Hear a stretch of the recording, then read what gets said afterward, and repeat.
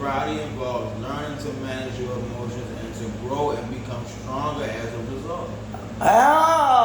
Remember I said earlier that we want to continue to reinforce. So we want to grow stronger at being able to manage our emotions, because the key to sobriety is to keep managing your emotions, keep educating yourself.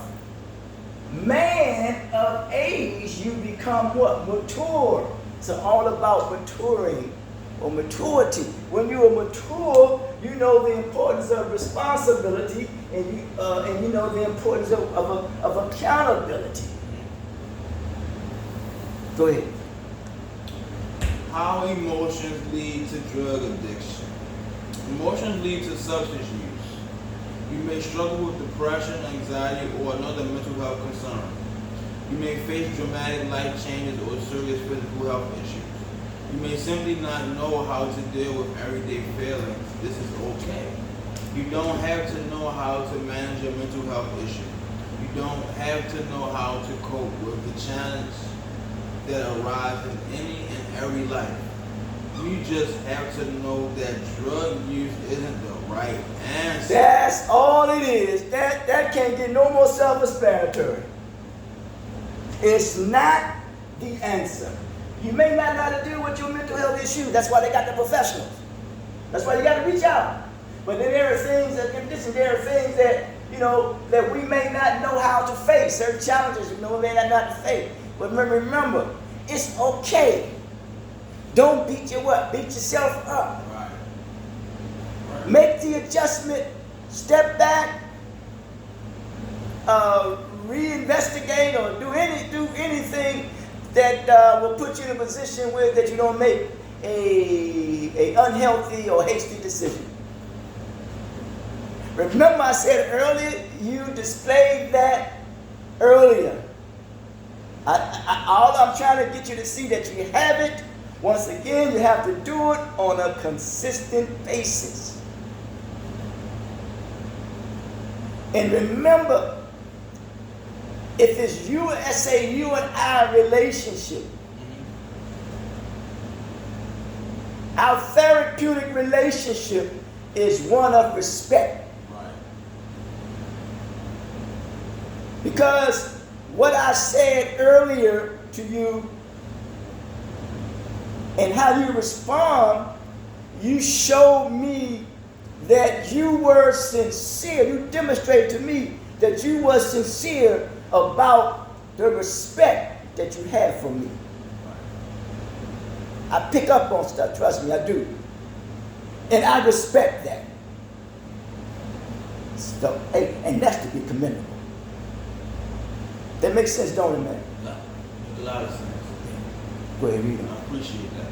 Yes, sir. Appreciate you. You don't have to know how to manage your okay. You don't have to know how where we at. Oh, you just have to know that drug use isn't the right answer. You have to reach out so you can learn, as Scientific American explains. Recovery programs teach these fundamental principles of emotional regulation because addicts do not know them intuitively. If you struggle with addiction, you most likely struggle with managing emotions. This is normal. Treatment teaches emotional regulation skills for just this reason. You can learn how to healthily process thoughts and feelings. That's what we want to do. You can what? You can do it.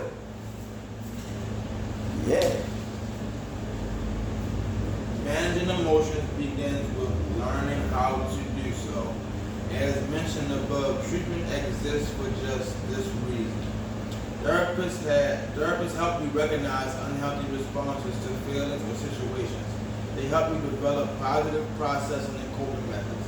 This doesn't mean you get to avoid emotions in recovery. You've tried doing that already with drugs or alcohol and it doesn't work. Managing emotions means learning how to experience them, accept them, move forward, and feel better. Go ahead. Treatment typically first teaches you distraction techniques. Distraction is not a permanent solution for emotion, but it helps you pause before having to process them. This puts time and space between you and potentially triggering thoughts or situations. There we go. He says, you experience them, your emotions. Yep. You accept them. Yep. I think the third one was then you what? You move forward. Because you can accept the feeling and you display that again, but you are in control of the action. Right. Makes sense, don't it, man? Makes sense. A lot of sense. Yeah. So what else? Is anything else? Delaying, not avoiding emotions helps you to take the power out of them. That's what you did. You didn't avoid it. Because remember, you have to take the power out of an unhealthy emotion, and and I don't like saying this, but you could have took the power out from me. But you can't do that, God damn it. I'm the one that's in control here. That's a good one. Yeah. What I'm saying is that, but because you demonstrated that, and that means you brought things right back, you put things right back in its proper perspective. Right. But that's the importance of interpersonal skills. That's what group therapy is all about. When we interact with one another, we engage in one another, because we have to learn how to interact and share our feelings, our thoughts, or whatever it is that's going on, and we are not judgmental of one another. Okay. If I'm using it properly, you know what I'm saying? So we don't want to do that, because if we got his best interests at heart, we know that we're no threat nor no harm to one another. Because we're not out there, it's what we call the streets. This is not a hostile environment. Yeah. That's what's up, man. Good stuff. Go ahead, man. Alright. It helps you keep your emotions at a manageable level and to avoid impulsive reactions. There we go. Such as reaching a form of drug of choice. Treatment helps you develop an array of distraction techniques that will work for you.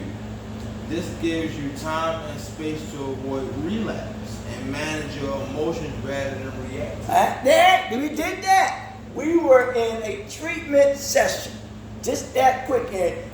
And let's say, I like to say you didn't know it, but needless to say, but we were in that session, in that treatment session. And you you didn't give in to your impulse. Right. Because the 3 stages of relapse is emotional, mental, and physical. You can be in relapse mode emotionally and you don't even know it. Right. It's upon your behavior patterns or whatever. So then, if you all bottled up emotions, you don't know how to express yourself or whatever. But then if we don't deal with quite a few of these, and then that emotion turns to mental, then it intensifies. Okay.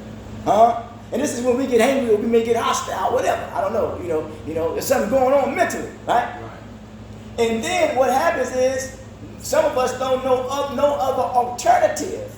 When you're in a hostile environment or where there is no respect or no trust, and it messes with you mentally, so physically you may act out and take it out not only on yourself but on somebody else. Right. You don't know how to manage it. You don't know how to manage. Because remember, he said we can't get away from experiencing our emotions. Man, shit, they there, they ain't going nowhere. But we have to what? Accept them. We can't reject them, just accept them. Right. Remember, we can accept the feeling, but we in control of the actions that we take Right. with those feelings. And that's how we're all probably going to be judged, by how we react and respond to our emotions, or our feelings, whatever you want to call it. Because it is said that when people are in their feelings, they're in the past. There is something called hyper-defensive, if I'm saying it right. Sometimes people who have some type of street credibility or going to the street or a hostile environment, whatever, they have that reputation. So then they come and they try to get help, but then they still have not yet grown up. They're still acting like a child. So they're still bringing those reputation and that childhood experience when they become a little older. Yeah. So they become defensive. Okay. to a point they become so angry because they have not yet known how to process or deal with those emotions based upon the experience that they have had. And then a lot of times, then we try to not only we try to suppress those emotions, and by trying to suppress those emotions, we want to defend what we call our ego.